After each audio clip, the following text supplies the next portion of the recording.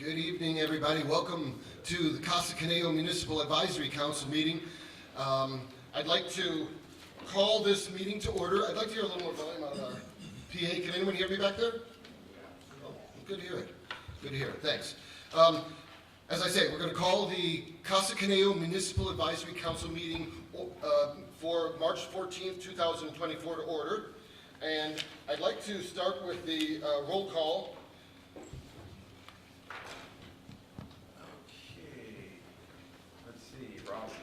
Alvarez, I got it last name. Alvarez here. Debbie Hanna. Here. Scott Horn. Here. Who's next? Is that Brendan Garcia over there? Here. And then Mr. David Ayers. Here. Mr. Richard Gaz. Here. You have a quorum. Well, thank you all for coming out. I want to say thank you to my neighbors, everybody coming out and joining us. I say thank you to law enforcement for joining us and for supervisor staff as well. We have Israel Rodriguez joining us on the table here. We are not going to administer the oath of office at this point, although it was confirmed that the new members are officially members. We want to save that moment when Supervisor Garrell is able to attend and present that oath of office to the new members at that time. You'll get your close-up with the supervisor at some point soon here. I'll say again that we've got a bunch of stuff happening here. Everybody's invited to participate, and if anyone wants to talk at any point in the thing, raise your hand and we'll get that going.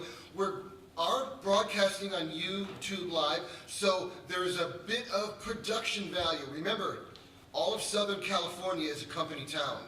We're all part of the entertainment industry, so when you're coming to speak, I'm going to invite you to this microphone up here. Hold your breath until you speak into the microphone. And if you even want to face the camera and smile for that, that's as good. But we're all good for this. We're going to move on to the elections of the 2024 chair and vice chair for the Casa Conejo MAC. I'd like to get started. That's the next item. With regards to the elections, I want to first of all thank the current leadership. Second, I would like to nominate Debbie Hanna for chair. I do think that her professional experience with the district, coordinating projects, gives her kind of a unique benefit to the council. And then of course her experience on the MAC and commitment to our community and goals. There's a motion. I'll second that motion. I want to point out that I've been the chair the last 4 years, so I was really hoping someone would step up. And thank you, Debbie. She is next to me. She's the most senior member. Although we invite Richard Gaz and David Ayers back, who were members in a previous decade, and we welcome them back as well. So there's a motion on the floor for the chair, Debbie Hanna. Any discussion? Let's take a vote. All in favor of Debbie being the new Casa Conejo Community Municipal Advisory Chair, say aye. Aye. Aye. Is anyone opposed? We've got a new chair. I've got to move. Thank you, guys. You can stay right there. Okay, I can stay. I'll stay. Okay, thank you. We're going to be looking for motions for the vice chair for this committee. Any nominations? I would like to nominate Brandon Garcia. I think that as a new member of this community, and after talking with him at our last meeting, he will bring a wealth of professionalism and knowledge to our committee. So, will you accept? I'll second. Yes. Still have a motion. Okay, all those in favor of Brandon Garcia being our vice chair, please say aye. Aye. Aye. Opposed? Hooray! Thank you. New board members. Okay, please stand for the Pledge of Allegiance.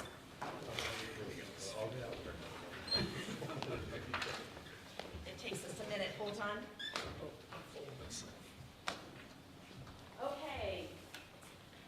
I pledge allegiance to the flag of the United States of America and to the republic for which it stands, one nation under God, indivisible, with liberty and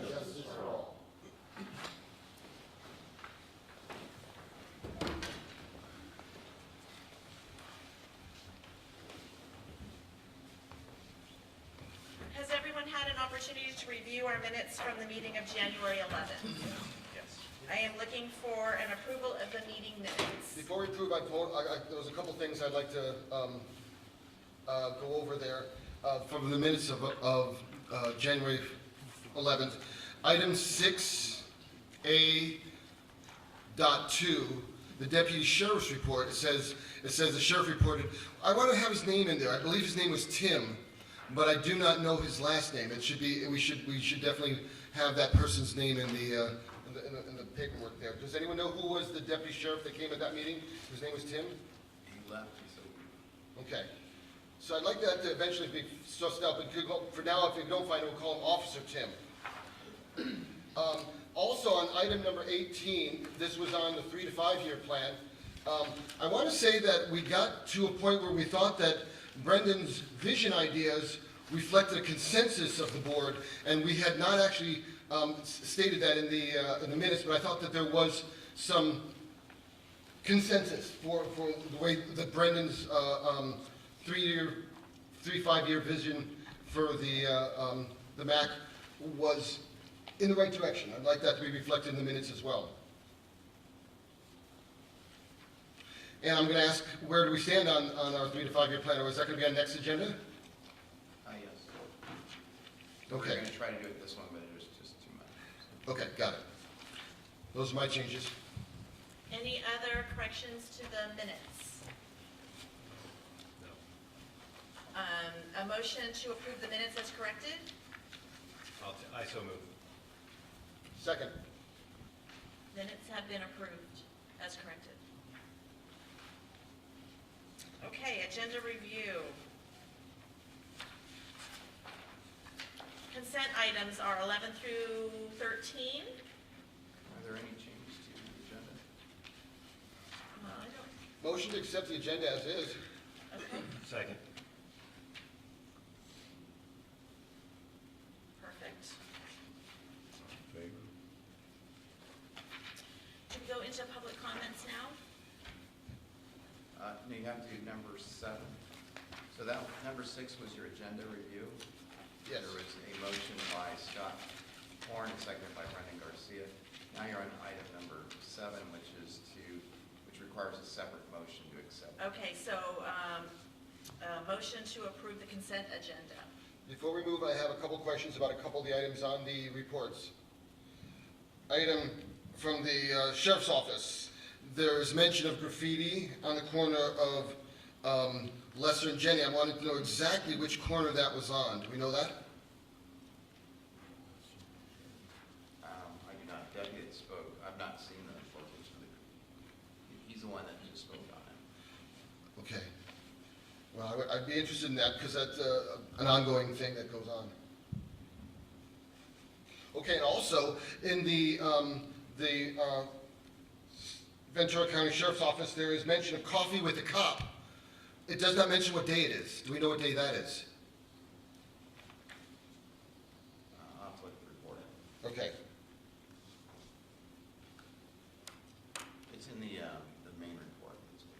Okay, I guess I didn't see that. So, It's on- yeah, so you had the same question? Yeah. Okay, so we do want to know when that coffee with cop is thing, so Israel, if you could get back to us or from the Sheriff's Office on when that actually is.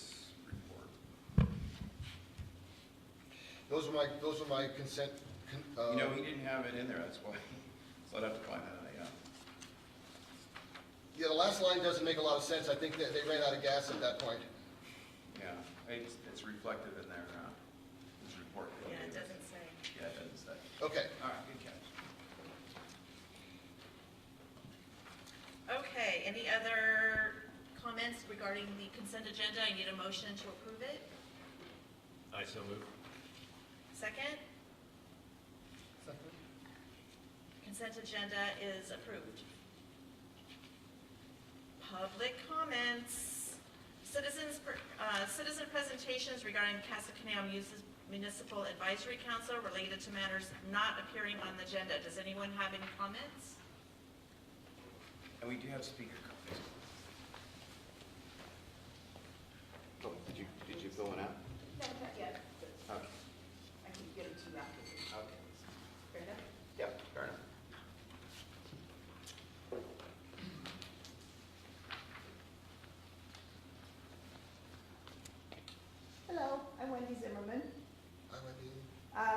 I would like to get some kind of status from Supervisor Gurrell's office regarding the lawsuit, regarding the orchard, low spot, water plane, etc. We've been having a really good rain year. I've been out in a lot of the rains and seen that we're pretty close to getting to flood stage during some of the worst of it. I've gone out there and gotten totally soaked through even on a good raincoat.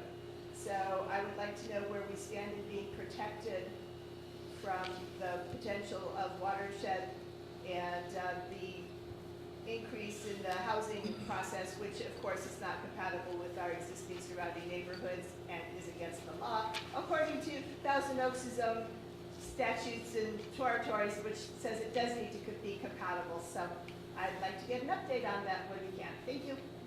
Thank you, Wendy. Any other public comments?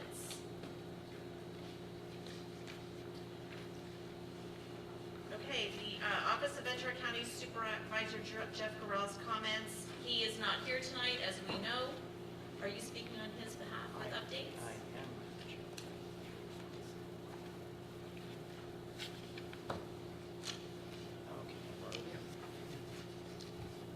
Hello, everyone. Let's see that still. Can you hear that? Hello, hello? Hello? Better? Can you guys hear me? All right, thank you. My name's Israel Rodriguez. I'm the field representative for Supervisor Gurrell, if I haven't already met you. If everyone has had a chance, you can sign up for our newsletter and also get the agenda. I think I've talked to most of you about that by go ahead and scanning the QR codes. On behalf of Supervisor Gurrell, he's out of his naval commitment this week, so I will speak just on a couple of things that have been going on. The supervisor this Monday, before he left, held a press conference to share the significant measures that have recently been taken by the Ventura County Board of Supervisors on February 27th to combat homelessness. These measures include expanding Ventura County Sheriff's Homeless Liaison Unit by 8 deputies and 2 sergeants. In addition, the county is applying for $2.6 million in homeless prevention funding, with the goal of providing stable housing for 500 households. One of the major goals in holding the press conference was to show a united front with law enforcement. We had at the press conference was Ventura County Chief Jeremy Paris. We also had the Assistant City Manager, Mrs. Ingrid, I'm trying to remember her first name, who was there, and as well as the medical examiner who was there to talk about some other issues. In addition, we were able to, the Board of Supervisors through the Office of Supervisor Gurrell was able to fund $250,000 to New West Symphony. Has anyone heard of New West Symphony? Raise your hand if you ever attended any of their performances. They're wonderful. We had a special concert this last week. We had 2003rd, 4th, and 5th graders, 2003rd, 4th, 5th graders there from a dozen schools from the Conejo Valley who were able to see Adventures in Symphony. And the goal was to introduce them to musical instruments, to see what an orchestra is all about, and to learn about various musical pieces. And then also they had, if you guys went to the Cirque de Symphony recently, there were some performers that were also a part of that. The supervisor was able to open up the event, speak to the children. Also, he was part of a juggling act with one of the performers. But this is part of a program that was, there's various programs to help introduce music education to students, and this was just one of those. In addition, we awarded Teacher of the Month, Alexandra Iverson from Los Cerritos Middle School. We honored, through the Alex organization, the 2023 Firefighters and Deputy Sheriffs of the Year, which included firefighter Captain Richard Pfeiffer, firefighter Mark Seastrom, Deputy Sheriff Christian Fitzpatrick, and Deputy Sheriff Nolan Richmond. This past week, we honored 64 2023 Ventura County Eagle Scouts at the Palm Garden Hotel. And that is it. One last thing. On our website, we're starting to put some of the interesting, you'll see this one here, it's called the Housing Market Summary. So if you get a chance, go to the Casa Conejo website, which is part of the Ventura County Board of Supervisors. And you'll find us posting a lot of interesting information. This one is on the housing market summary, which recently came out on housing affordability. Does anyone want to guess what it takes in Ventura County in regards to minimum income to buy a home? 70,000. 185. 123.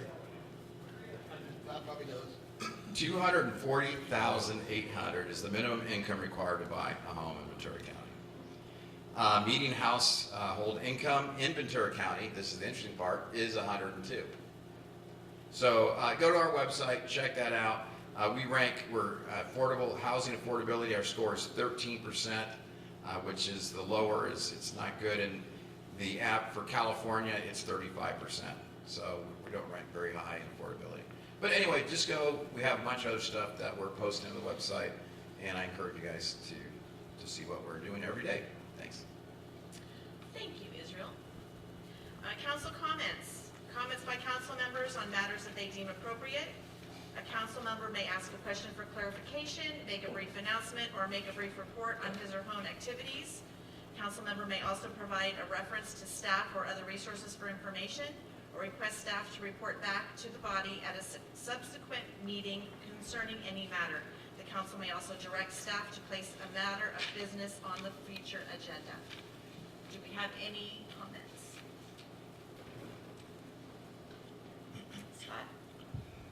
I want to address our oversized vehicle ordinance and the one non-compliance vehicle. We all know we're talking about the vehicle that's on the corner of Jenny and Lesser. We also know that there was graffiti at this point in the sheriff's report or the CHP report. So we've got a problem corner. We can't really do much about it because their DMV placard out trumps everything, but we have a strategy. So I want to share this with you guys. The idea is, if that vehicle ever moves, this is my neighbors, you're my neighbors here, if you see that vehicle move, park where that vehicle is. All you're doing is putting a little pressure on that person. This is the only thing that I've been able to figure out that we've got, and this actually comes from people who've been looking at this thing really closely. So, if you're driving on Lester and Jenny and you see that big RV gone, park there. Let's see if we can somehow find a way to nudge this vehicle out of our little area here, perhaps. That was my thought. I'd also like to say thank you to Supervisor Gorell's office for bringing the Firewise presentation. I believe we're having a Firewise presentation today. I do think in lieu of our county stats about affordability, it's a minor thing that we can do is look for opportunities to reduce the cost of home ownership. Becoming a Firewise opportunity, that's not, I'm not certain of this, but insurance is a major cost right now and it's going up. We know this is something that the council can bring to the community to hopefully, reduce some of the costs of home ownership and potentially make sure that individuals can actually get insurance. In some cases, they're having to go out to, to the marketplace or get it from the state fund. So I just want to say, I think it's really important that we kind of marshal our efforts behind the Firewise, the opportunity to become a Firewise community. And so to anybody that wants to participate in that, let's listen for the opportunity to do that. That's great, thank you. Dave, do you have anything you'd like to add? No, thank you. Mr. Gans? No. How about our law enforcement that I see here? No, but I do have an answer to your earlier question, the coffee with copyright welcome is the 26th. Microphone? Oh, do you? Production values.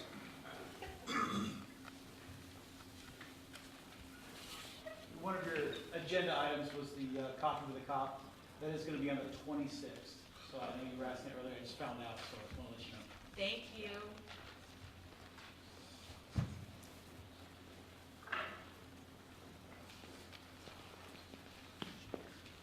I'm Lieutenant Heather Hoagland, and this is my Sergeant Kevin Orr.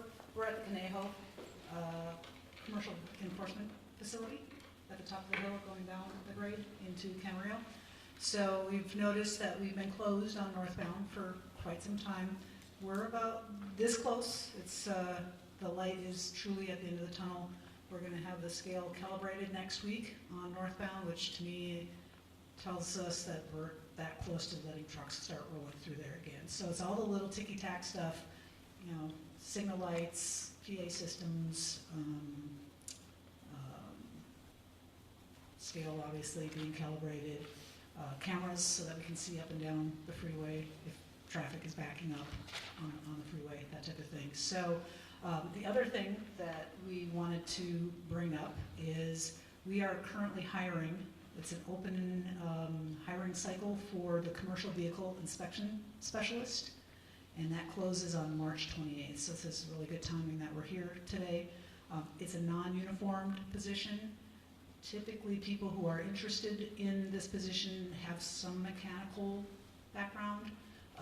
They would be crawling under trucks to inspect them for brake issues, air hoses, tires, anything that could be potentially dangerous. On the federal level, we follow the federal standards. So Corps has brought some flyers. So if anybody knows somebody that's looking for a state job, Is that, can I ask a yeah, question? absolutely. Is that just at the one location? no, this is statewide. Statewide? This is a statewide testing cycle.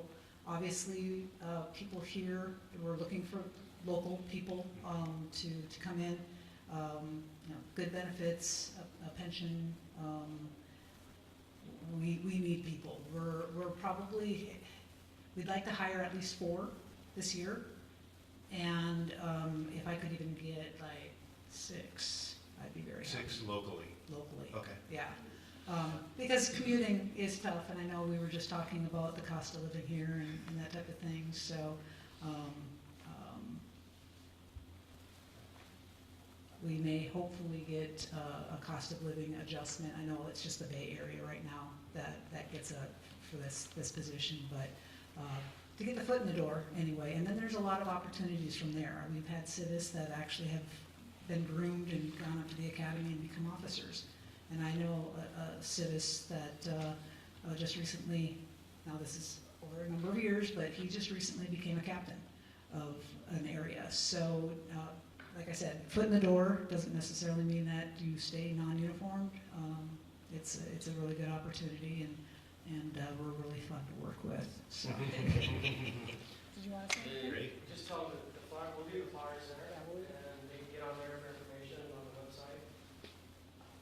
Wonderful. Do you have any questions for us? No, I'm glad to see it open though. Us too. Yes, it's long overdue, but it'll be good. It was built in 1973 and needed a lot of work. So, yeah. Okay. Well, thank you. Thank you.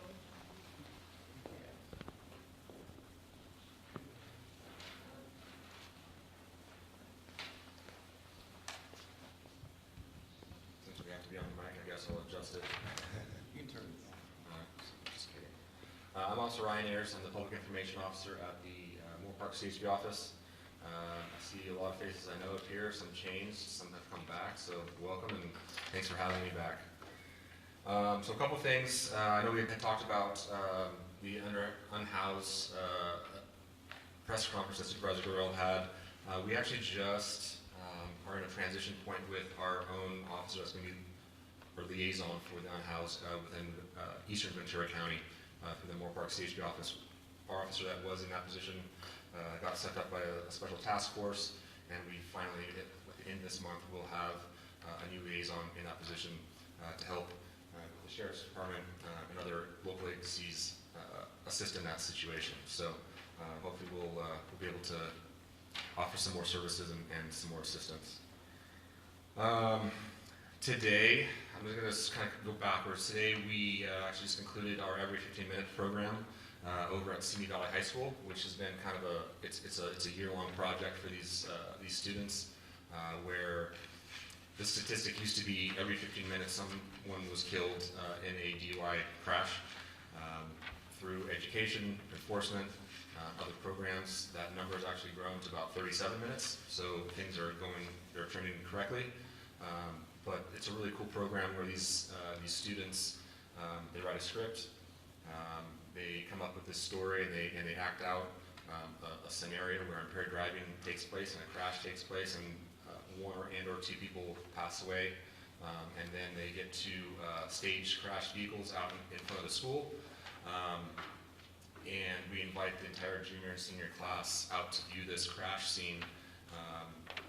A 911 call comes out, we drop a curtain, they see the crash scene, and the first responders roll into the scene. So over there, we partner really closely with Simi Police Department, Ventura County Fire Department, AMR, Simi Hospital, all these locations that people would go if they were in this crash. The Riveted Mortuary, so first responders do their work on scene, they're interviewing, this is all filmed, and then afterwards, people are transported either to the hospital for care, Riveted Mortuary, and then we do a tour of all these places. The driver that was impaired and killed 2 people is arrested on scene. We get to give a tour of Simi Police Department. We get to go to the courthouse, and we do a sentencing with real lawyers, real judges, and the students are sitting in on this. And again, this is all filmed.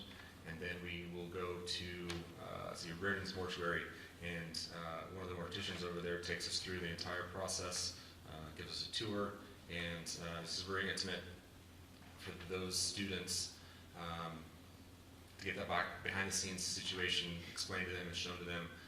But then it all comes together in this video that's put together from under 12 hours from the time the crash scene ends, and the last start probably 4 o'clock yesterday, the filming. They finished at midnight last night, and today at the high school we were able to present the final product. So it's not on YouTube yet, I just checked, but it will be in the next week or so. You can probably do every 15 minutes, Simi Valley High School, and you can see that product. There are previous ones on there from the past years that we've done. We usually go back and forth between Simi Valley and Royal high schools, but it's a program that the CHP offers statewide. So let's see here. Let's see. We've got we're having an open house at our station over in Moore Park on April 13th from I believe it's 11 to 2. We actually are the only office in the state that rents space. Every other office is state-owned in some way, and we share that facility with the Moore Park Police Department. So we're going to have a joint open house with the Moore Park Police Department, aka the Ventura County Sheriff. So we'll have access to all their vehicles, our vehicles, get tours of the station. We're going to do a bike rodeo where the kids can come out. We'll fit them up with a helmet. If they don't have a helmet, we'll give them a helmet. We will kind of run them through the basics of bicycle riding, the safety portion of it, and some tips. And then we put them through a little course that we set up in our parking lot. We'll have car seats installation and check station there that day. There'll be a license plate. I think they call it. It's a sheriff's program, but it's to protect your license plates and keep vehicle theft down. But anyway, that's going to be on April 13th at the Moore Park CHP office, or Moore Park Police Department, same thing. We've been continuing to do special enforcement units throughout Casa Conejo. We send as many officers as we can into one area where we know there's multiple violations occurring, and we saturate that area, and we make as many stops or contacts during that time as we can. It's been proven across the state, statewide, to be helping reduce all sorts of different major crimes, including auto theft, property vandalisms, things like that. We're using it obviously to be in view, but we're also hitting these areas where we have these parking complaints and things like that, such as the oversized vehicles. And we can see that it's been successful, -1. So, but we're not done. We have, well, I'll get into that. That's going to be a little bit longer talk. But these maximum enforcement periods or SEUs, our ultimate goal as a highway patrol is to keep commerce flowing throughout the state and to reduce the mileage death rate, which the mileage death rate is the amount of citizens, or California citizens that are killed per 100 million miles driven on California roadways. So it's a cumulative number for everyone's car. Let's see here, in 2022, we lost approximately 4,496 lives. In 2023, that number dropped to 3,000. So it's a significant drop by implementing these SEUs and these maximum enforcement periods. So it's trending in the positive way there, and we'll continue with that. We are continuing to work with Supervisor Burrell's office in the County of Ventura to address that motorhome on Jenny and Lesser. We just had a meeting this week, and we're still kind of rolling with some ideas that we have. And some of these ideas are ultimately going to make, hopefully, make Casa Conejo in general safer and alleviate some of the site issues that we may have at some of these intersections. So we have to propose this to County Works and see if there's something that they can help us with signage and things like that. But I'll kind of leave it at that. We'll get more into that later on.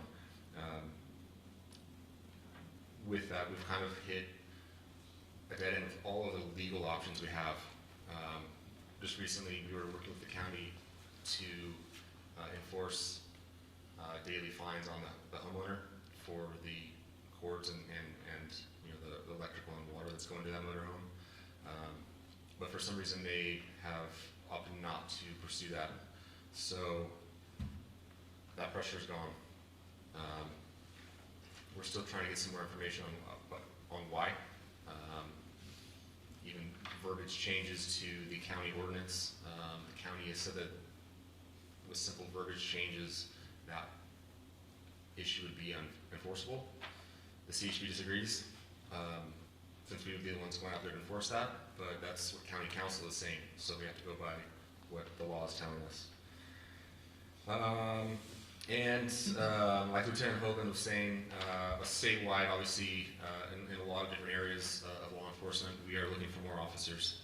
We are on the big push for 1,000 new officers, and that's not even going to keep up with attrition, you know, retirements and whatnot. So we have a couple different websites that you can go to. It's all this was all posted, but one of the main ones is bethechp1000.com. There's multiple links on there to get to different avenues to become employed by the state and the California Highway Patrol specifically. I think that's all I had. Any questions for me? Thank you. No? All right. That question? Yes. The staged accident program, you said Simi Valley High School? This year and last year was at Royal. Every year we flip-flop out there. Out there, have you done work with Conejo Unified on this? In the past, they've had it. Has there been one at Newbury Park ever? There has been. Okay. When I went there was one there, Okay. but since it has not. So is there a sign up, or a pending list of schools that you're doing? I mean, is there like a? There's no wait list. We take every application because it's been proven to work in some fashion. There's no quantitative value on this program specifically, but like I said, in general, the numbers are trending in the right direction. And I've approached a former principal over there and former teachers, and it doesn't seem to get traction. I think it's just more of a mindset thing where, a while ago we got rid of music and PE and all these other things because it was taken away from the core education minutes. And I think it's hard to get back into the schools to say, hey, I need your students for this amount of time, this many days, and this day they're going to be gone completely. So we're still working on that, but it's an open invitation to any high school. see if we can get you involved with Newbury Park here perhaps. Yeah, absolutely, Yes, let me work on that. absolutely. All right, anything else? All right, thank you. Thank you.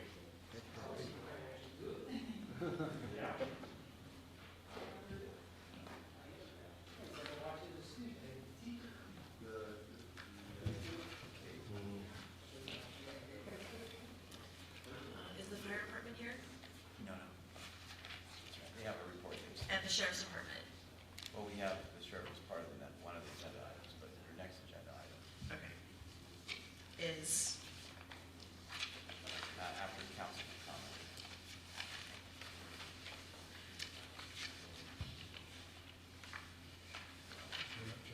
You're up on your, yeah. No, the fire, we have a submitted report.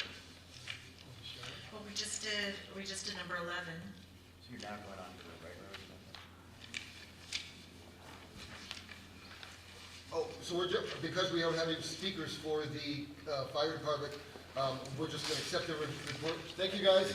Thank you. Yes, because there's already a submitted report for the fire department. Well, on the fire department's thing, I just wanted to point out in their report, they're indicating that the new fire station, Fire Station 34, is looking to be completed in late June or early July. So we're likely to have a grand opening event of some sort coming up in this great new fire station.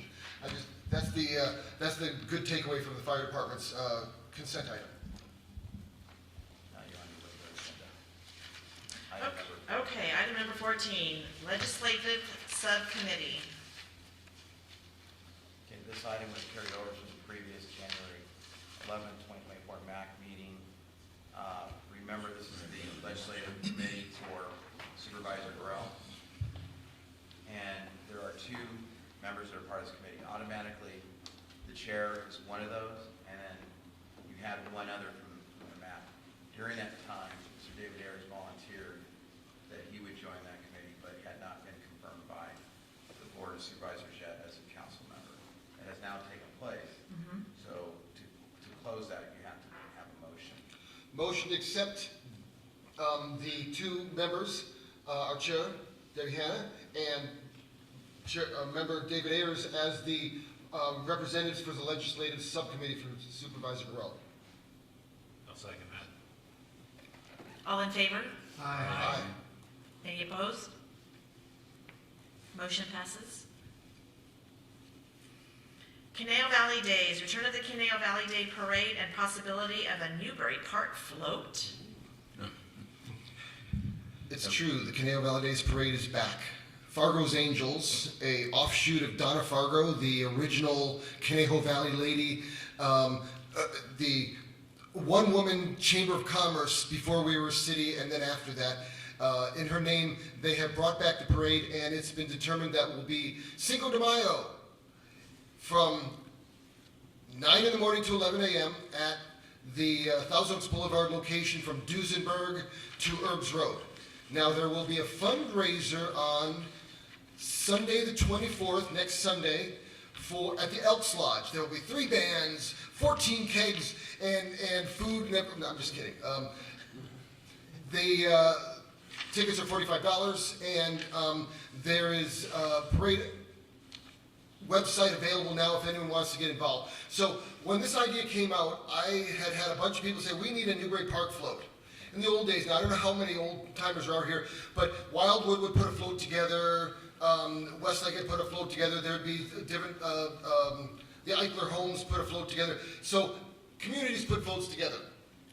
I threw out the idea of having a Newbury Park specific float, and I am pleased to report that we have a float base, Eddie's Towing. Eddie's Towing here in Newbury Park will be sponsoring a flatbed truck float, and we're going to be able to have a Newbury Park specific float. They're sponsoring that, so there's probably going to be signage. And you know, I worked on a float in college. The planning, the building, all that took a full year. It was insane. So the idea of having a Rose Parade quality float in a couple weeks is ridiculous. So how can we make these happen? It's going to be sort of a pull yourself up by your bootstraps thing. And the idea currently is to put my band on it and ride down Thousand Oaks Boulevard. So we're looking at this idea, and Eddie's good with this, so it's gonna be rock and roll, Newbury Park float, it's gonna be something like Newbury Park Rocks. We're gonna try and do something that has an image of Boney Mountain on it, and perhaps I did try to get involved with the Newbury Park High School people. They're too busy. I was hoping we could get the band or the pep squad or something like that. Too short a notice. So that was the first idea. Then I was trying to get some historical figures from Newbury Park. That didn't work out. So it's mostly just going to be music. It sounds like. I'm going to post on Nextdoor. There's a few people involved in the creative process, and once I get some measurements, we're going to try and have a design team thing. I can see us just being some banners and maybe some streamers. The idea is we'll try and make the colors black and gold, Newbury Park's theme colors, and go from there. But if there's anybody here who would like to be part of the float building committee, see me at the end of the meeting, and then we'll see what we can get involved with. Bring your artistic abilities. That's what he needs. Okay, new MAC meeting marketing signs. Where's Vanna? Scott, you want to do that? So we've been working on the signs that are out in the neighborhood. That's why a lot of you are here, because you saw the signs, and it was essential to update them. And we worked all last year trying to get this moving. Government doesn't work very fast, but it works good when it works out. This I realized this particular QR code people can scan this, and it'll give them a link right to our page and give them information on this sort of thing. So, hooray for our side, huh? All right, so, They're beautiful. so the way this works is that each of you get 2 signs. You will place them in a location you think will be good, and a week prior to the meeting, and then right the day after the meeting, you take them down. So each of you has signs. Boy, that's delegating. So what we can do is at the end, we've got Debbie's map here. I'll show where I placed the signs in the past. And, if those are acceptable to everybody, we'll each pick 2 of those spots, perhaps. Okay, excellent. Presentation on electric bicycles from Ventura County Sheriff's Office.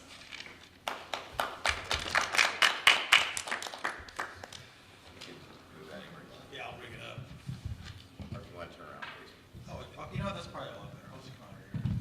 Hey, so what can I tell you about the electric bikes? There's been definitely a proliferation in the last couple of years of electric bicycles. A lot of people refer to them as e-bikes or electric bikes. We have a different way of naming them, and I threw out some handouts here. But just go to a brief history of Thousand Oaks. So my name is Sergeant Oganowski. I manage the traffic bureau for the city of Thousand Oaks, obviously a contract city for us, for the Ventura County Sheriff's Office. And about a year and a half ago, maybe a little bit more, we had a really tragic collision involving 3 juveniles who were riding on what was then termed as an electric bike or an e-bike, and they hit an oncoming car. And we thought we were going to lose 2 of them, and it became a really big, high-profile collision. But what it really caught us off guard in law enforcement is we really had no idea what an e-bike was. I mean, you'd see these kids riding e-bikes, but they're just bikes. Cops are cops. They're really not going after bicyclists. We're not stopping kids unless there's a very flagrant disregard for public safety, no helmet, speeding, things like that.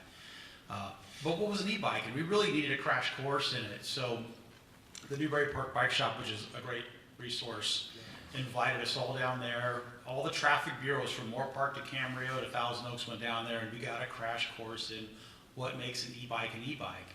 And we also learned some really important information, and the biggest takeaway from that was there were people riding what we discovered were really electric motorcycles, and we all thought they were e-bikes, and that's where some of the danger came in. And if you take a look at collisions involving pedestrians, collision involving bicyclists, motorcyclists, they tend to be more injury prone, right? Because the level of protection, obviously, we don't have to discuss it, it's just not there. When you meet a vehicle and a pedestrian, a vehicle and a bicyclist, the vehicle always wins, right? So there's some extra precautions and forethought to go into education and protection for both those classes, right?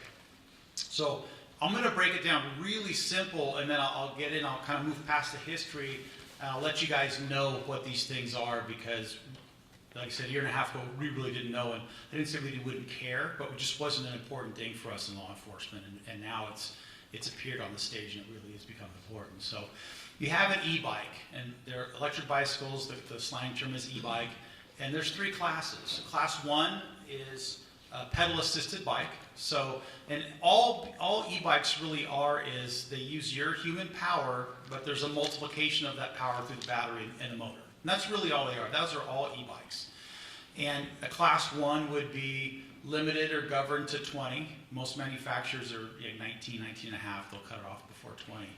And they're pedal assist, which means you have to provide power to the pedal, and that multiplies that power, and it'll stop providing any energy past or any power to from the motor after 20 miles an hour. So we all know any kid, when we're kids, we think back, we could all get on a steep hill and go much faster than 20 miles an hour, right? So it's not really giving this bike capability that it doesn't already have, right? It's just multiplying that uphill power. Class 2 is the same bike, but with a throttle assist. Instead of a pedal, you could control the throttle, and still the same thing happens. At 20, the motor and the engine is governed at 20. It cuts off. It cannot provide power from the engine past 20. Now, of course, you can exceed 20 if you pedal really hard, but there would be no power application after 20. And then we get into what's called the Class 3, and those are referred to as, those are still e-bikes, they're referred to as commuter bikes, and they're governed at 28. So they're a little bit faster, almost 50% faster, and they have to have a speedometer, okay, and there is some requirements that make them a little bit different. So Class 1 and 2 e-bikes are bicycles. The vehicle code treats them as bicycles. Law enforcement and enforcement and municipal codes and statutes, they are bicycles. Same with the Class 3, however, there's some requirements that are a little more stringent with the Class 3. You have to be 16. You don't have to have a license, but you have to be 16. And you cannot take a passenger, and no matter what your age is on a Class 3 commuter bike, you have to have a bicycle helmet. So those are sort of makes the Class 3 a little bit different. But all 3 classes are bicycles. The vehicle code treats them as bicycles. We treat them as bicycles, and they have to obey the rules of the road. Something that we've encountered here is sidewalk collisions too. So we have sidewalk collisions. Well, now we have sidewalk collisions involving a bike that's maybe almost 30 miles an hour. So if you look at the vehicle code, bicycles are roadway vehicles. They're not allowed on the sidewalks, okay? But there is a caveat in the code, in the California Vehicle Code, that will let a local city or a municipality or a local area that's governed they can have an exception to that sidewalk rule if they, for instance, have a municipal code that allows bicycles to be ridden on a sidewalk. The city of Thousand Oaks, now I understand it's unincorporated here, so I'm used to working inside the city limits because that's sort of the job is. But the city of Thousand Oaks has such a code where bicycles can operate on the sidewalk. And I think there's times when if you look at street conditions, probably you realize that's probably the safest place for them sometimes, right? Especially if the rider's very young. So Class 1, 2, these e-bikes, we treat as bikes. They can operate on a sidewalk, okay? And so no big deal. Oh, go ahead, absolutely. And by the time the council's What's going on with e-scooters? Well, I'll get to that next. Yeah, the scooters and everything else, right, which are a little bit different. So I wanted to address e-bikes because there's a lot of misconception on what is an e-bike. And the misconception is there's a lot of what we come to realize are electric motorcycles, and they're not e-bikes at all. And in fact, so I'll take a look. If you have the handouts, you'll see I have a electric motorcycle pictured, and I think it's the other handout that's not landscape. It's more the portrait handout. I have a Suron pictured, and that's just a manufacturer. That's a prevalent manufacturer in the electric motorcycle world.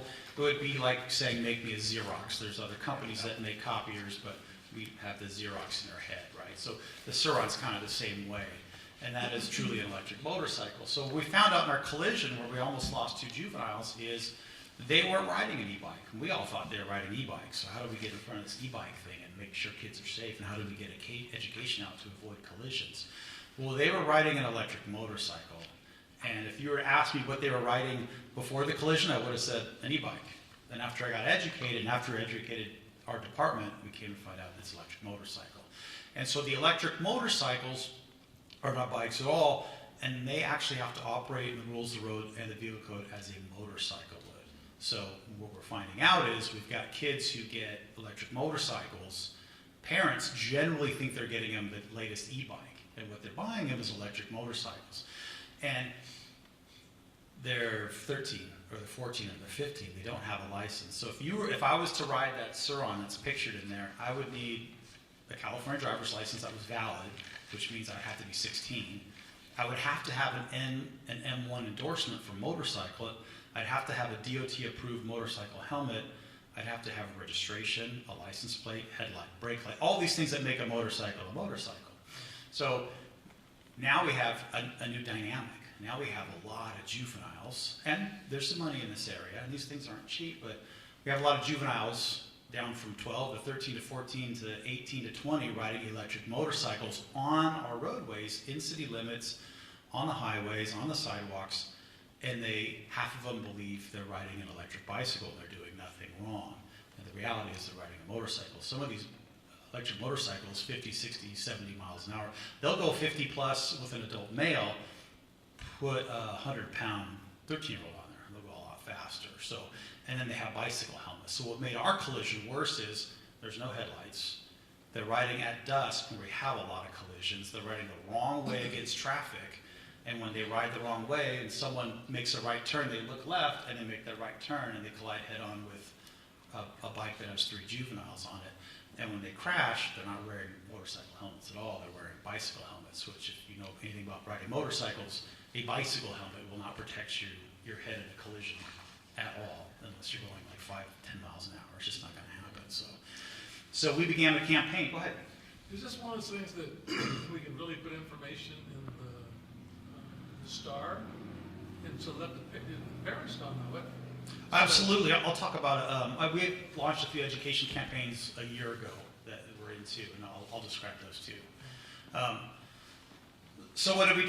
We have kids all over town, and then come to realize when you start looking at some of our traffic stuff, kids are riding these electric motorcycles everywhere. They're also wreaking havoc on the trails, and their hiking trails, and the backpack, and the horse trails, and trails that are legitimately reserved for mountain bikers. And now we throw electric motorcycle, which is tantamount to driving your unlicensed dirt bike on the highway. So how do we get out in front of this? And I started to research it, and we find that there's some cities down south, beach cities like Carlsbad, for instance, had so many fatal collisions involving electric e-bikes, motorcycles, and injury collisions that they declared a state of emergency. And the state recognized it. They said, yeah, we agree. You got a big problem on your hands. People are dying on these e-bikes, and they're colliding with pedestrians. So how do if I manage the Bureau for Thousand Oaks, how do we get out in front of this and not become Carlsbad? What's our approach to make the city safer? So we came up with 2 things. One's education, and the other one is enforcement. We want to do the education first, right?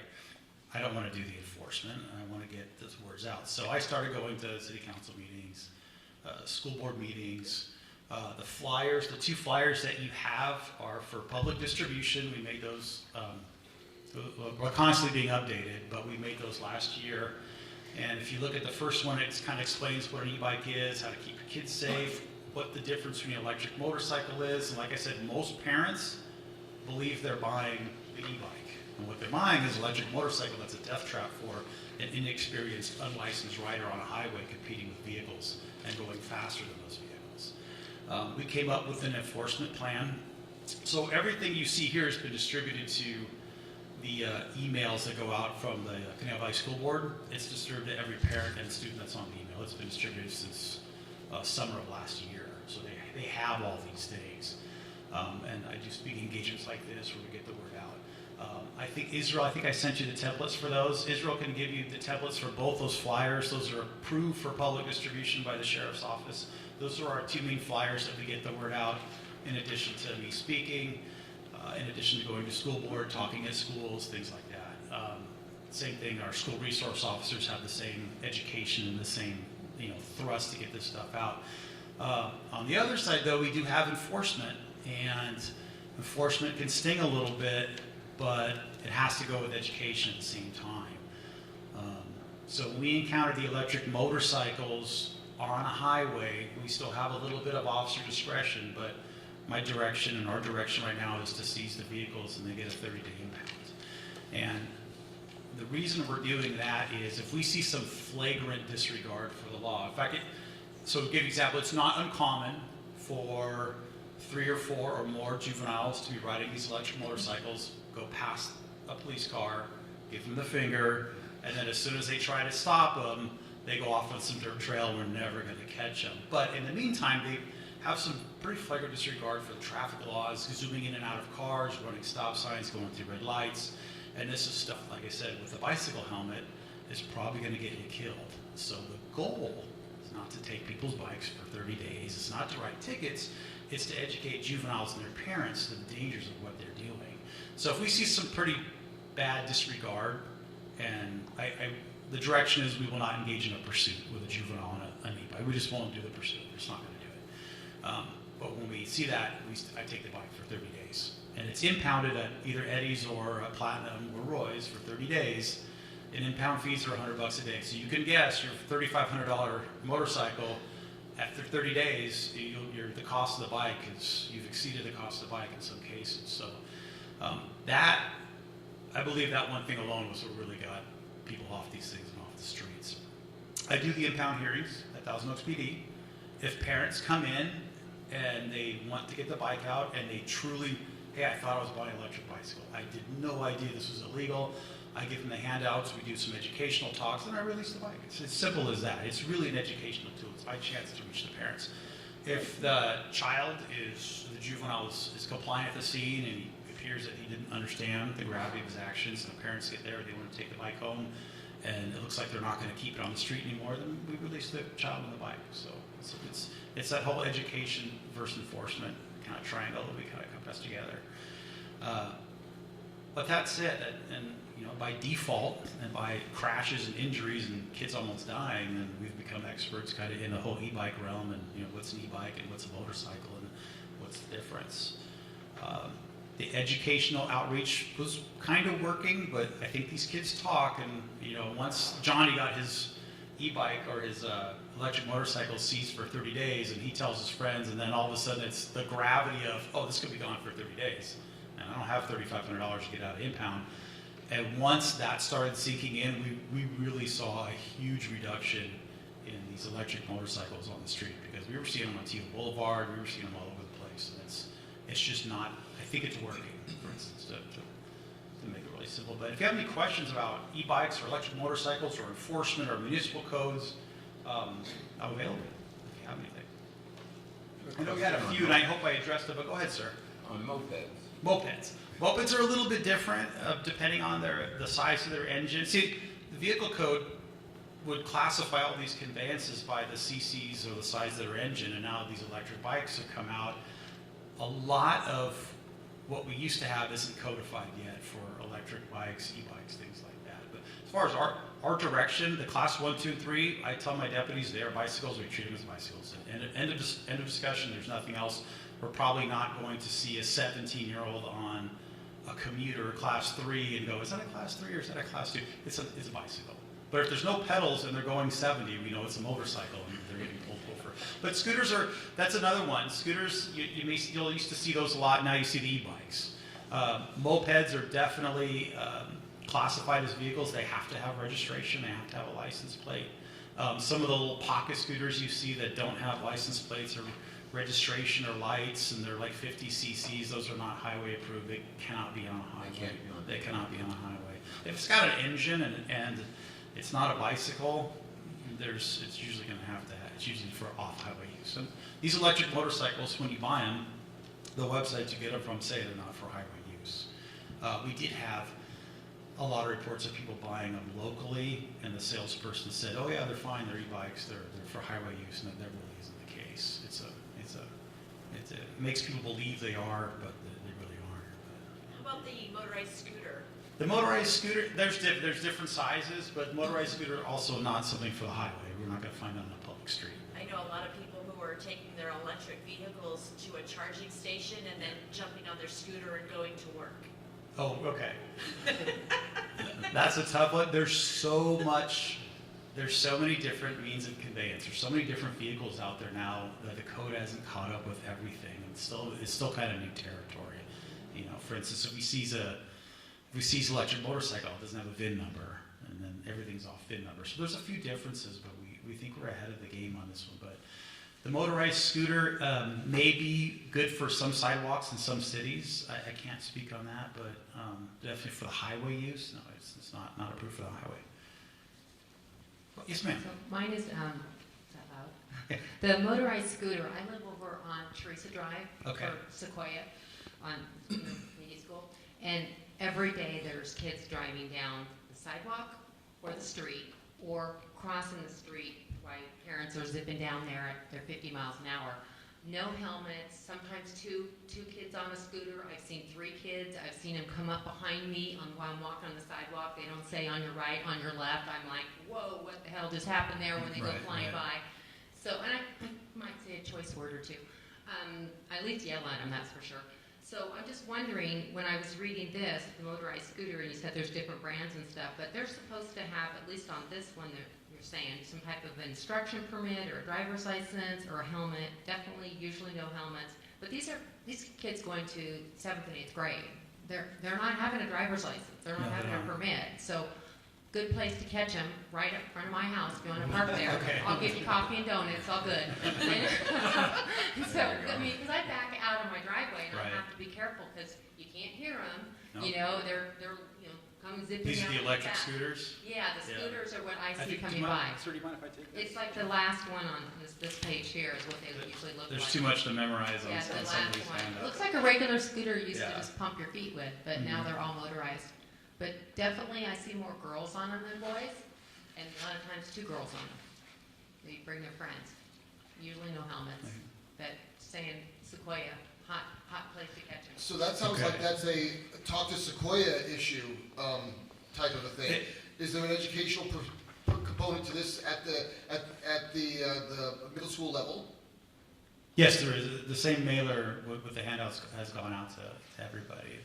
And like I was saying, I think if you're a parent, you get a lot of emails, right? It's just and it becomes white noise at some point. But what really got the motorcycles off the street was the impounds, was what really stung. But I think But the scooters and sometimes so in the cop world, enforcement's hard when you're dealing with someone who's very young. I mean, you're not going to give them a ticket.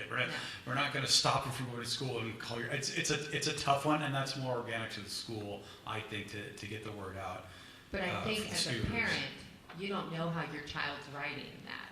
And No, a lot you of times don't. the helmet is hanging on the handlebar. They leave home with the helmet on their head, and then at some point it's going to mess their hair up, so they're taking it off.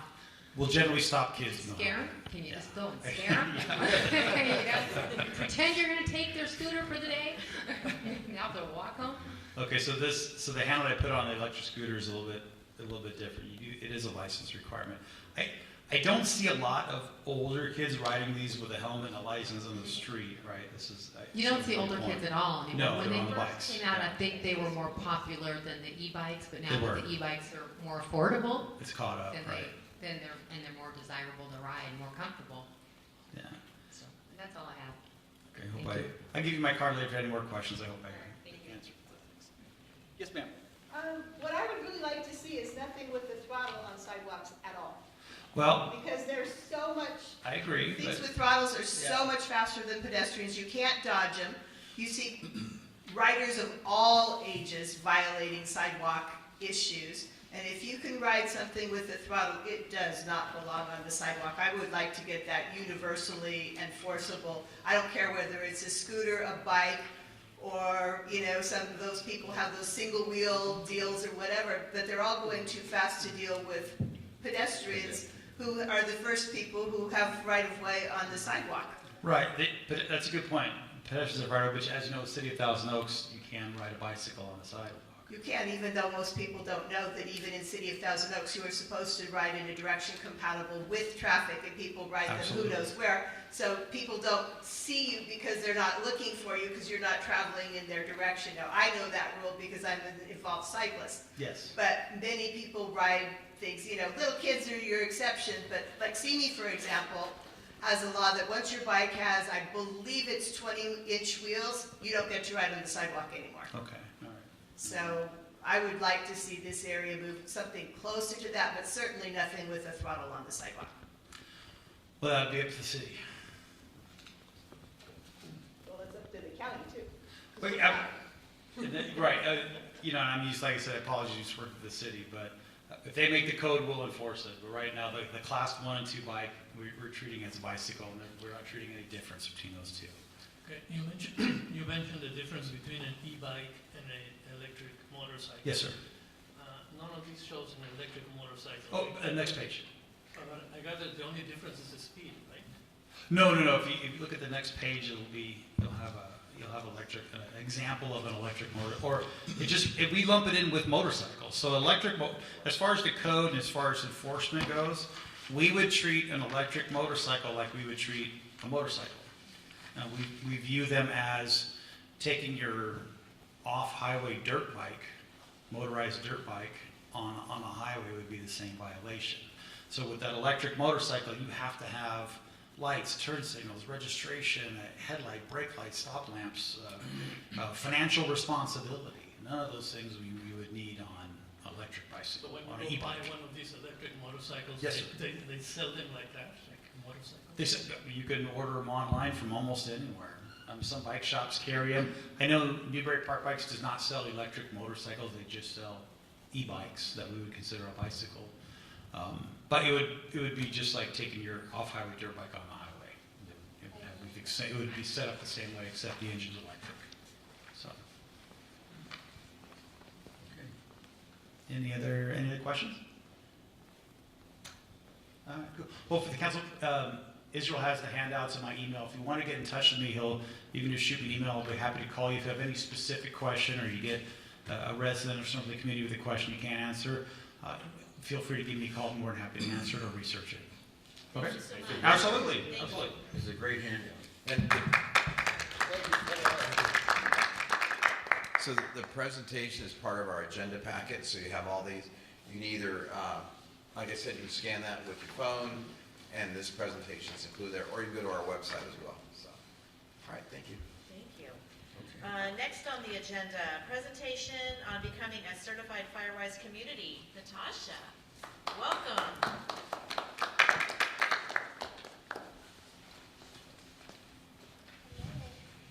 right, let's see if I can adjust this. He was pretty tall. Hello, everyone. Thank you for having me. Is there a little clicker for the presentation? Thank you. Okay, I'm going to move this. Yeah. Should we turn ourselves the other way? You want us to be facing that way? Yeah, that would work. Sorry, I didn't realize about the presentation style. Hopefully you can turn around comfortably. The lights too. Production values.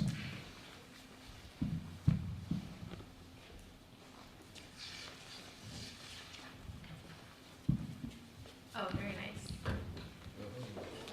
Well, thank you for having me. My name is Natasha Saxena. I am the Firewise Regional Coordinator, and I work with the Ventura Regional Fire Safe Council. That's a mouthful.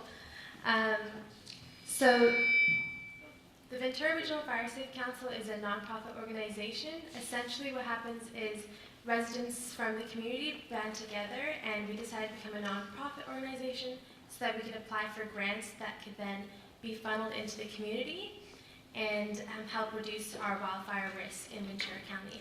So we have multiple programs. One of them is home wildfire assistance, and we do fuels management projects and chipper days. But the one I'll be talking to you today about is our Firewise USA Assistance Program. So I'll talk a little bit about fire science. I'll go through that pretty quickly, and then some of the benefits of Firewise, the 6 steps that residents have to take to become a Firewise recognized community, and then tips to protect your home. So in terms of fire science, I like to show this graph just because it shows how the largest California wildfires and the most destructive happened in the past few years. It's a bit outdated, but it shows that a lot of people tend to underestimate their wildfire risk. But in fact, they're becoming more disastrous and a lot more larger in the past few years. And there's a lot more things that you can do to help reduce our wildfire risk. So we really have to change the way we think about wildfires and wildfire safety in our communities. So why is this important? Pretty simply, why do you want your home to burn down? Essentially, the latest wildfire science is telling us that prevention is key, and the way that we prevent wildfires from burning down communities is working from the home out. The #1 indicator of a home burning down during a wildfire is actually their 5-foot perimeter. So I like to show this picture on, I think, your left here. So this is a picture from the latest fires in Hawaii, the Lahaina fire. And this home is standing in amidst all the other homes being burnt down. And they would call this the miracle home, but in fact it's not a miracle, it is just that science. That these homeowners, just before the wildfires hit, replaced their 5-foot perimeter with river rocks because of water damage, and then they replaced their roof with a tin roof. And that's what really protected this home during the wildfire. And then this photo on your right is a photo of the epicenter of the Thomas Fire that happened a little over 5 years ago and hit Ventura County. And it was once the largest fire in California history, and it's now quickly become only the 8th largest wildfire in California history. And I like that last picture because the community members from that last picture in Ventura County became a FireWise recognized site. So that's a picture of them in the VC Reporter. So before they were in the VC Reporter for being hit by the wildfire, and now they're in the VC Reporter for being resilient towards wildfire. So there's 700 FireWise sites in California, 2,000 across the nation, and there's 8 in Ventura County. So some of the benefits of becoming a FireWise recognized community, already just safer communities, it's credited with multiple instances of structure loss, prevented structure loss. And then there's also, I think the biggest reason why we've gotten a lot of interest lately is because of the financial benefits.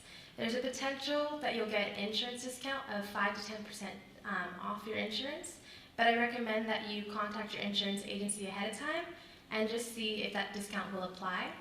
And then there's also access to potential grants. So right now we're seeing a lot of grants open up for FireWise recognized communities. We currently have a grant that if you become a recognized community, we can give you up to $1,000 to spend on your community to up the resiliency. And to become a FireWise recognized community, all it takes is about 8 to 2,500 homes, depending on, that's the amount of homes that you can have within a community, a boundary. And what is the FireWise community, the FireWise program? Essentially, it's a framework for residents to take action and organize together. It's completely free and voluntary. There's no regulation or enforcement or fee involved. And it's a recognition, not a certification. So essentially, they're just recognizing that this community is doing work to reduce their wildfire risk. It's a decade-long program, and it's not run by us. It's actually run by the National Fire Protection Agency, the NFPA, but we're simply assisting communities along the way. And then you just apply online. So these are the 6 steps to becoming a FireWise recognized community. You'll form a team. You'll ideally invite your neighbors and get the conversation going, see who wants to apply for this. The team, there's no minimum amount, but I recommend having about 3 to 4 residents to form this team, maybe even 7.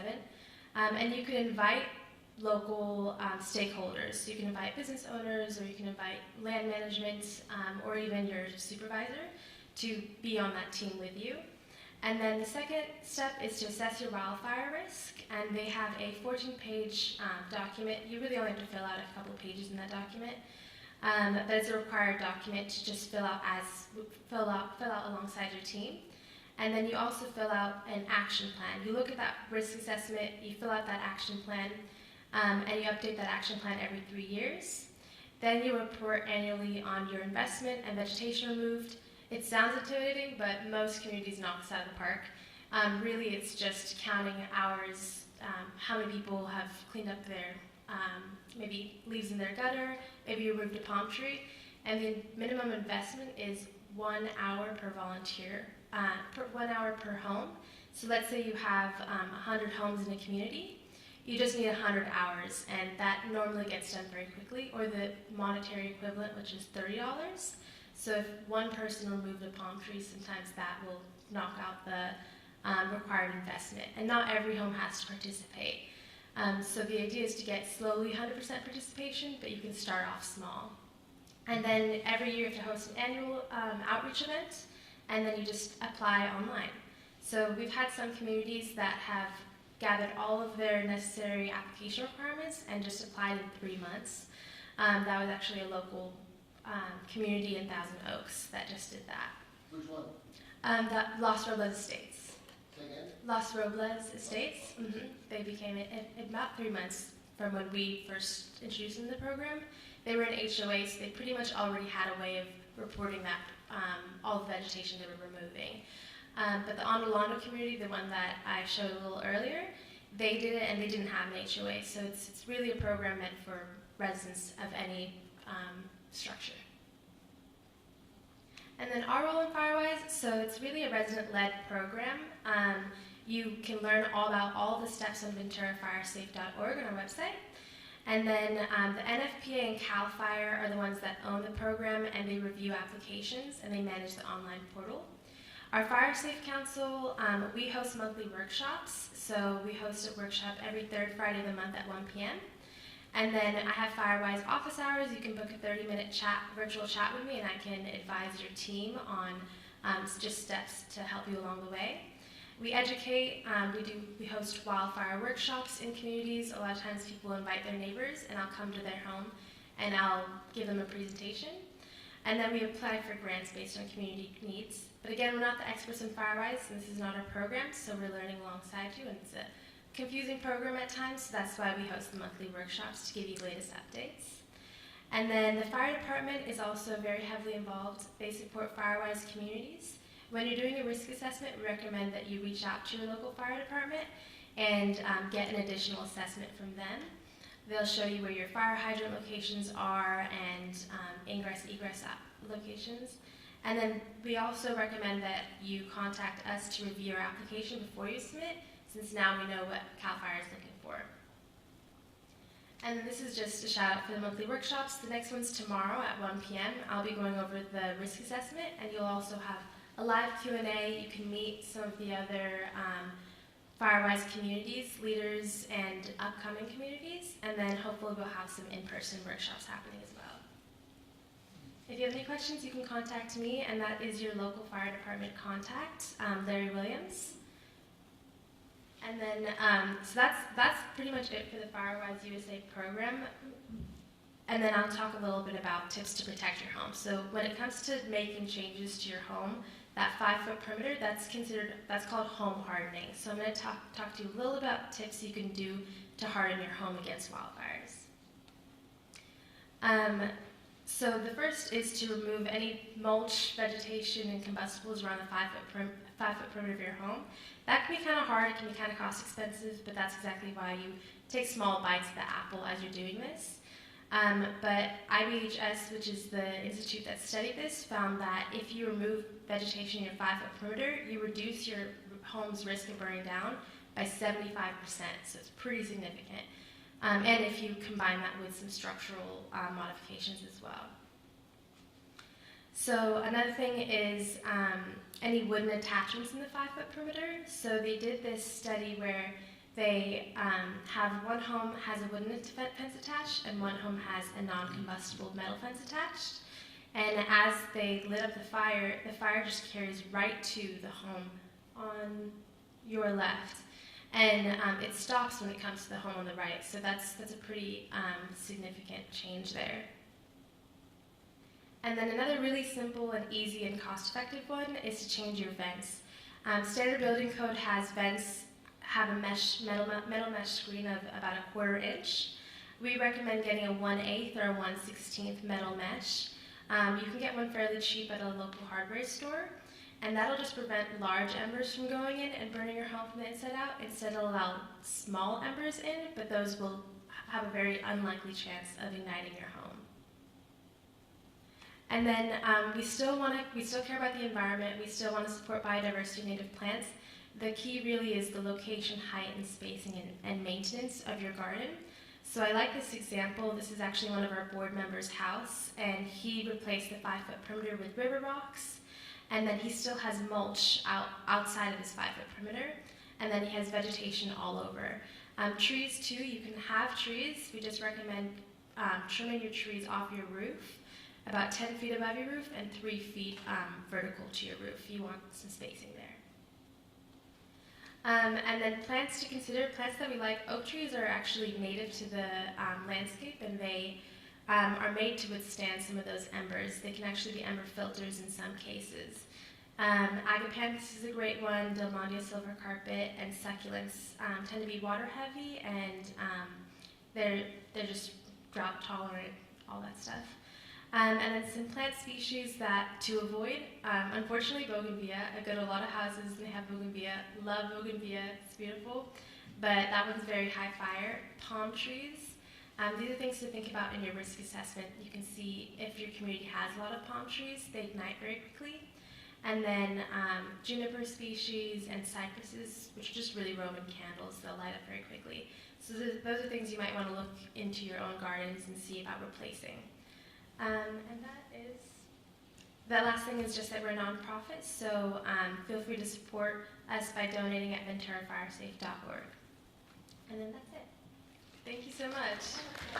Yeah. So there's a 5-foot easement in between my house and the next person's house, so that way the fire department can come straight through. Now, we've got the people that just moved in behind us, they utilize that. Okay, interesting. So what do we do about that? That's something that I'd say you might want to contact the fire department about, but you could address that in your action plan if you're thinking about the fire-wise community.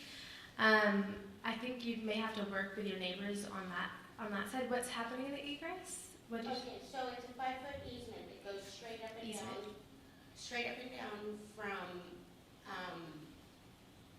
on Jenny Drive and comes straight through. That is supposed to be for the fire department. They decided to go ahead and utilize that area. Oh, okay. And they put little housings on it. Oh gosh, for yeah. storage. Yeah, I think you have to contact the fire department on that to see if it is supposed to be a fire apparatus, or if it's supposed to be an avenue for the fire department, then they're the ones responsible to seeing that out. So you can contact, I think I left the contact in your little packets. Okay. And you can contact them at fhrp@ventura.org, I think. Yeah, because it's just become a concern. Absolutely, yeah. Not only for me, but also for my neighbors. 100%, yeah. Thank you so very much. Yeah, of course. Typically, how long is the process once you start to maybe get approved? That's a good question. So essentially, it depends on you as the residents, how quickly you're working on it. The quickest I've seen is 3 months, which is the local community. But it kind of depends. If you're an HOA and you kind of already have all the materials, you're just going to be filling out what you're already doing and maybe making some improvements to the reaction plan and then submitting the application. If you don't have an HOA, then you have. So a lot of times we see a lot of folks get stumped at forming a team. To get a dedicated team in the community where everyone's working, that can be sometimes, that stalls the process here and there. And then meeting regularly to then do the risk assessment and do your 3-year action plan, that requires a bit of commitment. So it just depends on your community, really, and how active you are.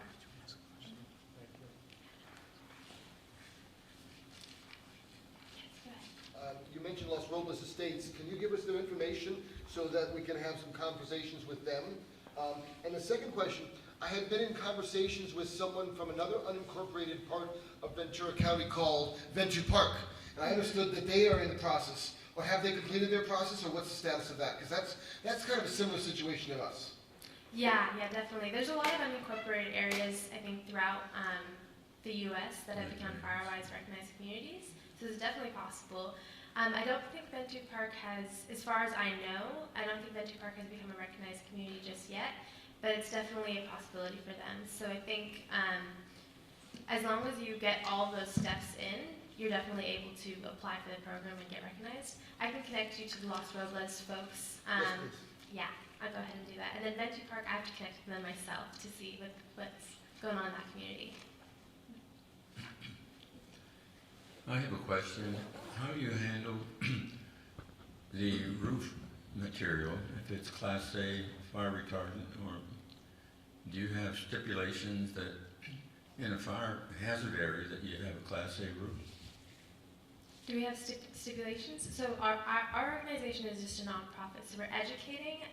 In terms of having Class A roof, that's something that you'd want to identify in your risk assessment. It's kind of hard to see what is a Class A roof, but I'd say anything that's asphalt, tile, shingles, concrete, those types of roofs tends to be Class A. I'd say it loses its Class A rating after a certain age. So it's been like many, many years since you've last replaced your roof, or you see a couple shingles are loose, then you'd want to replace those to keep up the fire rating. Does that answer your question? Yeah? You're okay. Okay, cool. If the Casa Conejo community wants to get that Firewise designation, is there a certain amount of percentage that have to participate? Yeah, I'm actually curious, how many homes are in the Casa Conejo? Nearly 1,000. Yeah. Nearly 1,000? Close to 1,000. Okay, so that would, the whole Casa Conejo could apply for a Firewise community because it's up to 2,500 homes, and there's no minimum participation at the moment. But CAL FIRE is really looking at these applications. So when you're doing your 3-year action plan, you're going to want to slowly make each year more ambitious to include more folks. Right. So if everyone here wanted to form the team, you'd knock it out the park. Yeah. Israel, is this something that's on our page, or the Casa Conejo website? To see if we can get some interest from... It is. It's part of your agenda packet. So you can take and share the agenda packet, but it's already, the presentation itself is already on our website as well as, again, part of the agenda. But what we could do is also put on there information if you want to form a team. So anything you guys want to specifically do in regards to an action plan, it's also something that should probably be involved and incorporated in your 3 to 5 year plan. So, that's right. yeah. It's within the agenda. Can it be separated from the agenda so people can see it? Yeah, I can do that. Easily do that. Yeah. Is it appropriate to maybe make a motion to form a committee, an exploratory committee to become a Firewise community? I love that idea. That's Is that you guys. something we can do? So Yeah. it would be an ad hoc committee. It would have to have at least 2 members, and it could also have members from the community as well. Is this, yeah. Let's do it. I'll make a motion to form a Firewise exploratory committee. I'll second that motion. Who would like to be on the committee? Yeah, we need a vote. Oh yes, that's right. So all those in favor of forming the ad hoc committee? Say aye. Aye. All opposed? Your motion passes. Motion passes. Now we need some volunteers. Who would like to be on the committee? I'll nominate Rob Alvarez. I'll second. Anyone can be, doesn't have to be from here. You can, yeah, anyone here. So. I love that. That was amazing. I would also say if you have a resident leader, they can always connect with me, and you can sign up on our website really easily. It's a one-stop shop for all things Firewise. There's like a chat with a coordinator button, and you can just schedule a 30-minute chat with me anytime to talk about more about the Firewise program. Yeah. Rob, would you like to take a lead, and I'll Yes. partner with you on that? Absolutely. Yeah. Awesome. That sounds good. That's awesome. Thanks for volunteering, guys. That's awesome. Anybody from our visitor section? More help the better. Everyone took a step back. I know, right? Step forward. Yeah. Motion on that was made by Brendan, correct? Correct. Brendan, and then seconded by Debbie. Correct. I wish more of my presentations would go like immediately, like just formed a board immediately. That's amazing. Okay, anything else? Then this meeting is adjourned. Thank you so much for having us. Thank you. Right.